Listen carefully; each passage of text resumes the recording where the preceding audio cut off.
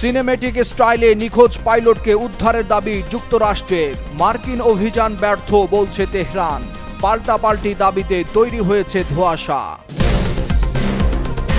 Iran থেকে বাঁচতে নিজেদের 2টি যুদ্ধবিমান ধ্বংস করল যুক্তরাষ্ট্র। কারিগরি ত্রুটির কারণে তেহরানের ভেতরে আটকা পড়ে বিমানগুলো। সময়োপযোগী সিদ্ধান্ত বলে মত বিশ্লেষকদের। যুক্তরাষ্ট্র ইসরায়েলের বিরুদ্ধে লড়তে কৌশলী আইআরজিসি। প্রস্তুত রয়েছে প্রক্সি বাহিনীও। রক্তের শেষ বিন্দু পর্যন্ত লড়াই চালিয়ে যাওয়ার ঘোষণা। ইরানের বুশেহর শহরে যুক্তরাষ্ট্র ইসরায়েলের ভয়াবহ হামলা। বহু সামরিক নেতাকে হত্যার দাবি ট্রাম্পের। ধ্বংস করা হয়েছে গুরুত্বপূর্ণ স্থাপনা। ট্রুথ সোশ্যালে মার্কিন প্রেসিডেন্টের বার্তা। এবার ইরানে বড় হামলার পরিকল্পনা ইসরায়েলের। তেহরানের অস্ত্র উৎপাদন ক্ষমতা বন্ধে ইস্পাত শিল্পে হামলার দাবি নেতানিয়াহুর। দিলেন বড় সংঘাতের সতর্ক বার্তা।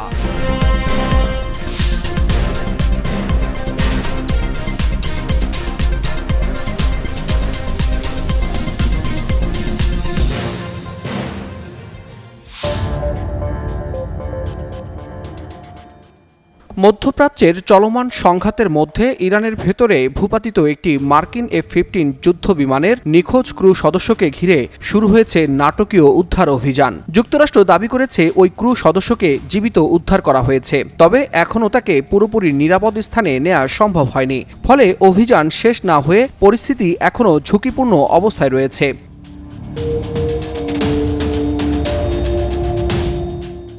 আল জাজিরার প্রতিবেদনে বলা হয়েছে, এক মার্কিন কর্মকর্তা নিশ্চিত করেছেন তীব্র গোলাগুলির মধ্যেই ওই ক্রু সদস্যকে উদ্ধার করা হয়। তবে উদ্ধারকারী দলকে দ্রুত ইরান থেকে বেরিয়ে আসতে হবে, না হলে যে কোনো সময় নতুন হামলার ঝুঁকি রয়েছে। সে কারণে উদ্ধার করা হলেও বাস্তবে এখনও তাকে নিরাপদ বলা যাচ্ছে না।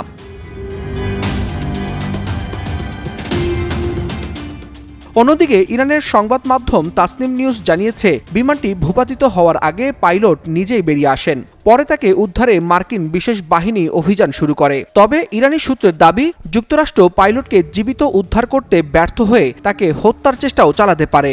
এমনকি সম্ভাব্য অবস্থান সন্দেহে বিভিন্ন এলাকায় হামলা চালানো হয়েছে বলেও অভিযোগ উঠেছে।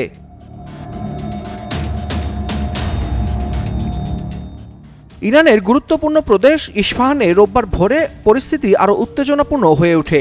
স্থানীয়রা জানান, রাত 2টার দিকে উড়োজাহাজের শব্দ শোনা যায়। একই সময় কোহগুলিওয়ে ও বোয়ের আহমেদ প্রদেশের বিভিন্ন এলাকায় ড্রোন ও হেলিকপ্টারের শব্দ শোনা যায়। ভোর 5টা পর্যন্ত একাধিক বিস্ফোরণের ঘটনাও ঘটে। এরপর ইসলামী বিপ্লবী গার্ড কর্পস জানায়, তারা 2টি MQ-9 এবং হারমিস 990 মডেলের ড্রোন ধ্বংস করেছে। একই সঙ্গে খাতামাল আম্বিয়া বিমান প্রতিরক্ষা ঘাঁটি দাবি করেছে 2টি C-130 হারকিউলিস পরিবহন বিমান এবং 2টি সামরিক হেলিকপ্টার ধ্বংস করা হয়েছে।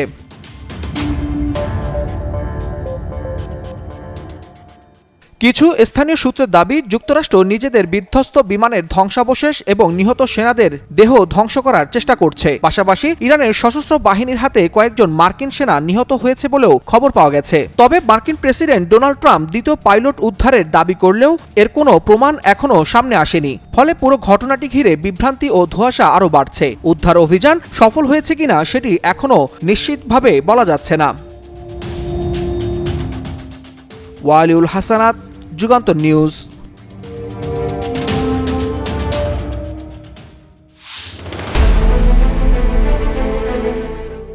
ইরানের দুর্গম পাহাড়ি অঞ্চলে সময়ের সঙ্গে পাল্লা দিয়ে চালানো এক শ্বাসরুদ্ধকর অভিযান। এই নাটকীয় ঘটনাই এখন আন্তর্জাতিক মহলে আলোচনার কেন্দ্রবিন্দুতে।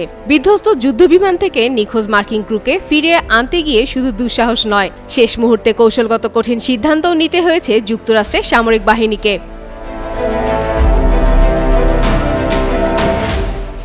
সংবাদ মাধ্যম নিউ ইয়র্ক টাইমসের এক প্রতিবেদনে জানানো হয়েছে, সম্প্রতি ইরানের একটি দুর্গম এলাকায় যুক্তরাষ্ট্রের একটি F-15 যুদ্ধবিমান ভূপাতিত হয়। এতে থাকা 2 ক্রুর একজনকে দ্রুত উদ্ধার করা সম্ভব হলেও আরেকজনকে উদ্ধারে প্রায় 36 ঘন্টা সময় লেগে যায়। এই দীর্ঘ সময় জুড়ে চলা অভিযানে অংশ নেয় শতাধিক মার্কিন বিশেষ কমান্ডো।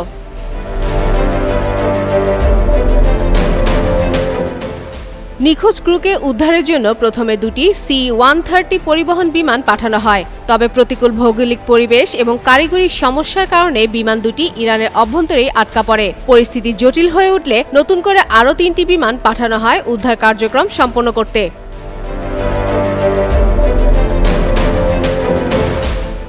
অভিযানের সবচেয়ে নাটকীয় অংশটি ঘটে পিছু হটার সময়। আটকে পড়া দুই পরিবহন বিমান যাতে ইরানের হাতে ধরা না পড়ে সেই আশঙ্কা থেকেই মার্কিন বাহিনী নিজেই বিমান দুটিকে ধ্বংস করে দেয়। সামরিক কৌশলের দৃষ্টিতে এটি অত্যন্ত কঠিন কিন্তু প্রয়োজনীয় সিদ্ধান্ত বলে মনে করা হচ্ছে।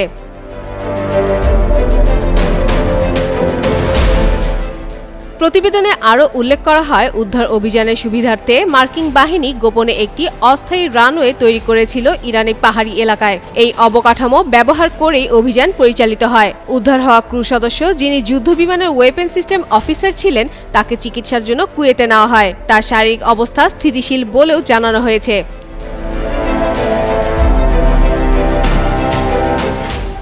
এদিকে নিখোঁজ ক্রু সদস্যকে উদ্ধারের খবর নিশ্চিত করেছেন মার্কিন প্রেসিডেন্ট ডোনাল্ড ট্রাম্প। স্থানীয় সময় শনিবার রাতে ক্রুকে উদ্ধার ঘটনাকে মার্কিন ইতিহাসে অত্যন্ত দুঃসাহসিক অনুসন্ধান ও উদ্ধার অভিযান বলে অভিহিত করেন। নিজের মালিকানাধীন সামাজিক মাধ্যম ট্রুথ সোশ্যালে তিনি লিখেছেন, এই ক্রু সদস্য আহত হলেও সম্পূর্ণ সুস্থ হয়ে উঠবেন। তাকে নিরাপদ ও সুস্থ বলে উল্লেখ করেন ট্রাম্প। তিনি বলেন, ওই সৈনিক ইরানের দুর্গম পাহাড়ি এলাকায় আটকা পড়েছিলেন এবং শত্রু বাহিনী তাকে ঘিরে ফেলার মুহূর্তে তাকে উদ্ধার করা হয়।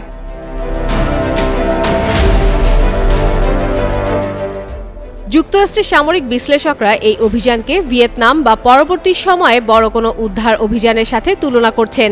তবে খোদ ইরানের ভূখণ্ডে ঢুকে মার্কিন কমান্ডোদের এই কর্মকাণ্ড দুই দেশের মধ্যেকার উত্তেজনাকে আরও বাড়িয়ে তুলতে পারে বলে আশঙ্কা করা হচ্ছে। ফাতেমা ফাতেহজান, যুগান্তর নিউজ।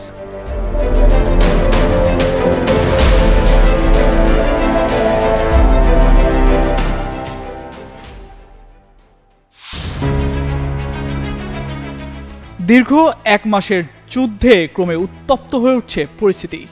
এখনও পাল্টাপাল্টি হামলা অব্যাহত রাখছে ইরান, যুক্তরাষ্ট্র, ইসরায়েল। একদিকে চলছে ওয়াশিংটন তেল আবিবের আগ্রাসনের বিরুদ্ধে টিকে থাকার লড়াই, অন্যদিকে আধিপত্য বজায় রাখতে তেহরানকে দমানোর চেষ্টা। এমন টানটান উত্তেজনার মধ্যেই ইরানি স্থল অভিযানের জন্য প্রস্তুত মার্কিন সেনাবহর। এক্ষেত্রে পিছিয়ে নেই খামেনির দেশও, অভিযান চালালে ফিরে যেতে পারবে না কেউ, দেয়া হচ্ছে এমন পাল্টা হুমকিও। এখন প্রশ্ন উঠছে, শেষ পর্যন্ত মার্কিন সেনাদের সামনে টিকতে পারবে আইআরজিসি?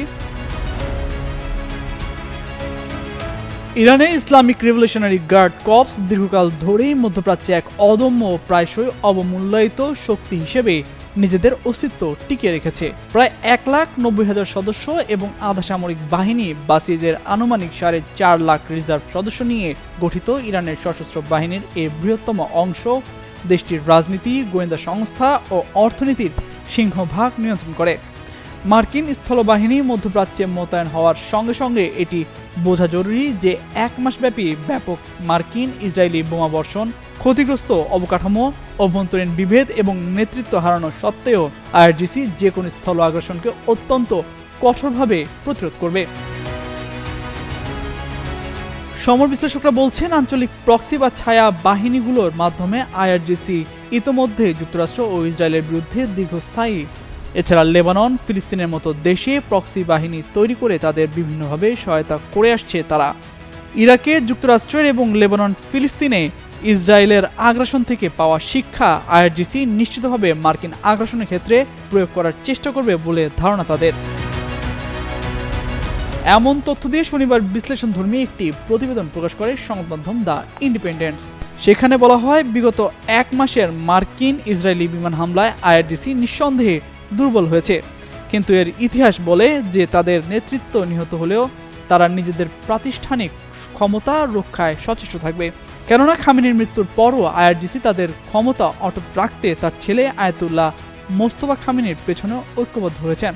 খামেনির মৃত্যুতে কিছু ইরানিদের মধ্যে মতপার্থক্য দেখা গেলেও আইআরজিসি তার সরকারকে সমর্থন দিতে একটি ঐক্যবদ্ধ ফ্রন্ট প্রদর্শন করেছে। যদি ইরানের রাজনৈতিক ব্যবস্থা ভেঙে পড়ে তবে আইআরজিসি তার অভ্যন্তরীণ মর্যাদাও হারাবে। আইআরজিসি একটি ব্যবসায়িক নেটওয়ার্ক হিসেবেও নিজেকে গড়ে তুলেছে।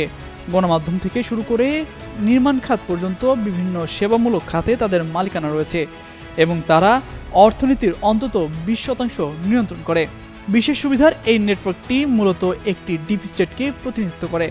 আইআরজিসি কেবল একটি সেনাবাহিনী নয়, বরং স্বায়ত্তশাসিত ও বিশাল সামরিক প্রতিষ্ঠান।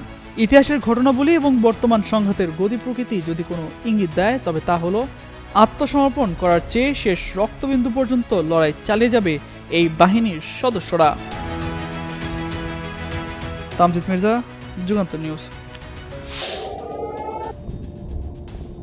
যুক্তরাষ্ট্রের প্রেসিডেন্ট ডোনাল্ড ট্রাম্প দাবি করেছেন, ইরানের রাজধানী তেহরানে বড় ধরনের হামলায় দেশটির অনেক সামরিক নেতা নিহত হয়েছেন। স্থানীয় সময় শনিবার নিজের সামাজিক যোগাযোগ মাধ্যম ট্রুথ সোশ্যালে দেয়া এক পোস্টে তিনি বলেন, ইরানকে ভুল ও অবিবেচকভাবে নেতৃত্ব দেয়া ইরানের বহু সামরিক নেতা ওয়াশিংটনের বিশাল হামলায় নিহত হয়েছেন। এছাড়াও অনেক কিছু ধ্বংস করা হয়েছে। পোস্টটির সঙ্গে একটি ভিডিও সংযুক্ত করেন মার্কিন প্রেসিডেন্ট। এতে রাতে বিস্ফোরণে একটি শহরের আকাশ আলোকিত হতে দেখা যায়। তবে এই সামরিক অভিযানটি ঠিক কখন ঘটেছে তা তিনি উল্লেখ করেননি। গত 28 ফেব্রুয়ারি ইরানে যুক্তরাষ্ট্র ও ইসরায়েলের হামলার মাধ্যমে এই যুদ্ধের সূচনা হয়। এর জবাবে পাল্টা আক্রমণ শুরু হলে সংঘাতটি মধ্যপ্রাচ্য জুড়ে ছড়িয়ে পড়ে।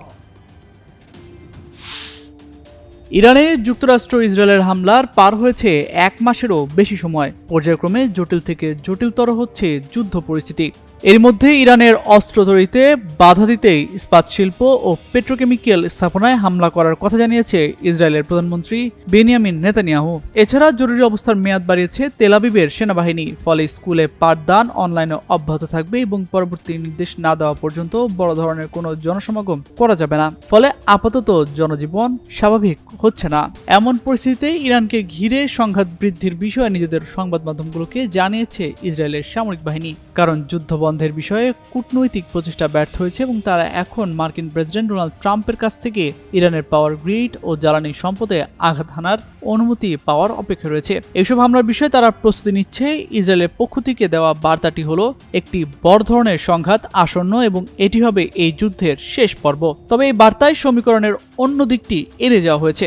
বাস্তব পরিস্থিতি হলো, ইরানের হামলায় ইসরায়েলের জনগণ বিপর্যস্ত হয়ে পড়েছেন। দেশটির অনেক সমালোচক বলছেন, এই যুদ্ধের কোনো রাজনৈতিক কৌশল বা যুদ্ধ শেষের সুনির্দিষ্ট পরিকল্পনা নেতানিয়াহু সরকারের নেই।